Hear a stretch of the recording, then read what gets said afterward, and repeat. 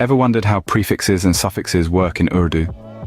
Curious about how these important linguistic tools help shape the meaning of words? Well, you're in for a treat. This journey will introduce you to the fascinating world of prefixes and suffixes, those small yet mighty groups of letters that have the power to completely transform the meaning of a word. We're not just talking English here, we'll be diving into their Urdu counterparts as well. Imagine the word happy. Now add unter to the beginning and you've got unhappy. Or take comfort, add able to the end, and voila, you have comfortable.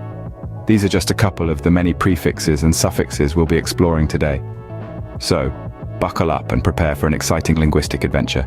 Stay with us as we dive deeper into the world of Urdu prefixes and suffixes. Let's start with prefixes, or as they're known in Urdu, lai. Now, a prefix is a group of letters added at the beginning of a word to change its meaning. For example, the English prefix anti translates to dd, zid, in Urdu, implying against. So, an antisocial person in Urdu would be ddj timi, zid ijtimai, someone who tends to avoid social interactions. Another common prefix is un, translating to gir, ger, in Urdu, meaning not. If you're unhappy or gir kush, ger kush, it means you're not in a state of happiness. Moving on, pre becomes fly, peli, signifying before. A preview or fly daikon, peli dekna, in Urdu is something you see before the main event or presentation. Re, or dubara, denotes again. When you rewrite or dubara likhna, you're writing something once more. Miss turns into gielt, galat, meaning wrong. To misunderstand or gielti fam kern, galat fem kana, is to interpret something incorrectly. We also have bi, which translates to dw, do, representing two. A bicycle or daupai, dopahia in Urdu, is a vehicle with two wheels.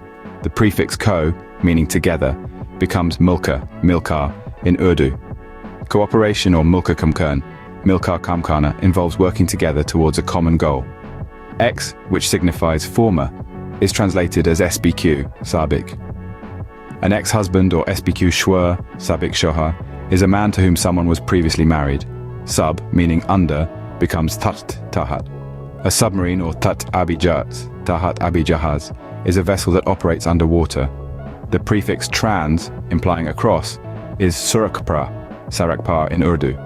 To translate or surakparakaran, sarakparkana, is to convert text from one language to another. Micro, meaning small, translates to chut, chota.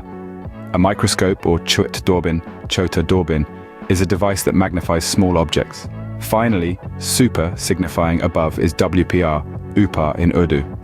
A superhuman or WPR NSN, upar insan, possesses powers beyond those of ordinary humans. These are just a handful of the many prefixes used in Urdu language. They can drastically change the meaning of a word, providing linguistic richness and flexibility. Now that we've covered prefixes, it's time to turn our attention to suffixes, or akhri, in Urdu. Suffixes are a group of letters added to the end of a word to change its meaning. In Urdu, suffixes can transform a word into an entirely new one, often changing the word's part of speech in the process.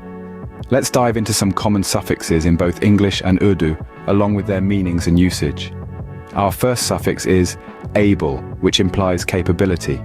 In Urdu, this translates to ki qbel, k kabul. For instance, comfortable becomes arm kai qbl, aram k kabul. Next, we have full, meaning full of. In Urdu, this becomes zi br habu, say bara hua.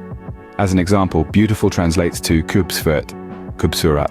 The suffix denotes someone who performs an action. In Urdu, it's translated as well, wala. For example, teacher is translated as sti, ustad. Less is a suffix meaning without. In Urdu, it becomes bijir, bagher. For example, homeless translates to bigir gr kai, bagher gar kei.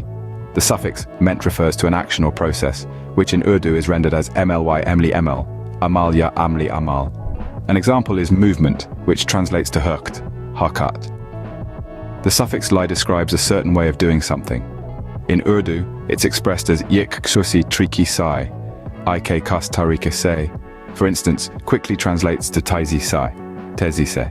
Ness represents a quality or state, which in Urdu is kisusit I hlt, kasiyat ya halat.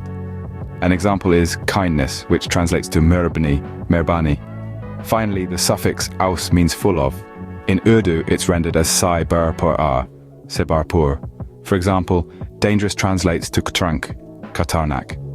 Suffixes, like prefixes, play a significant role in Urdu, adding depth and complexity to the language. Understanding them is a crucial step in mastering this beautiful and expressive language. We've explored a lot today, haven't we? Let's do a quick recap. We delved into the world of prefixes and suffixes, these wonderful constituents of language that have the power to change the meaning of words. In Urdu, prefixes are called awla'i, and suffixes are known as akhri.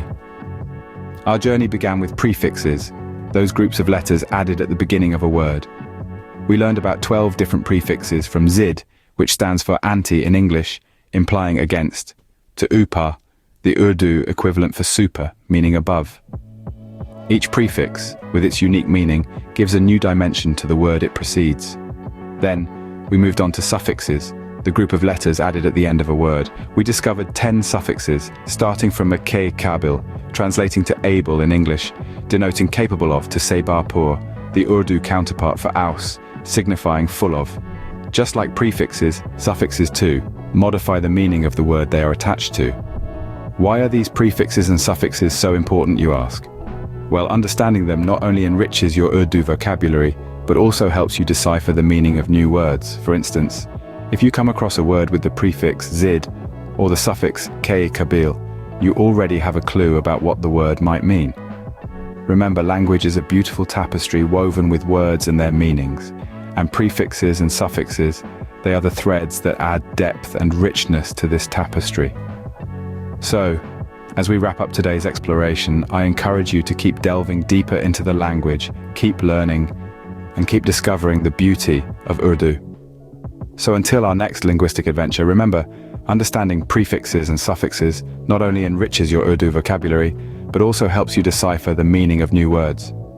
So keep exploring, keep learning, and embrace the beauty of Urdu language.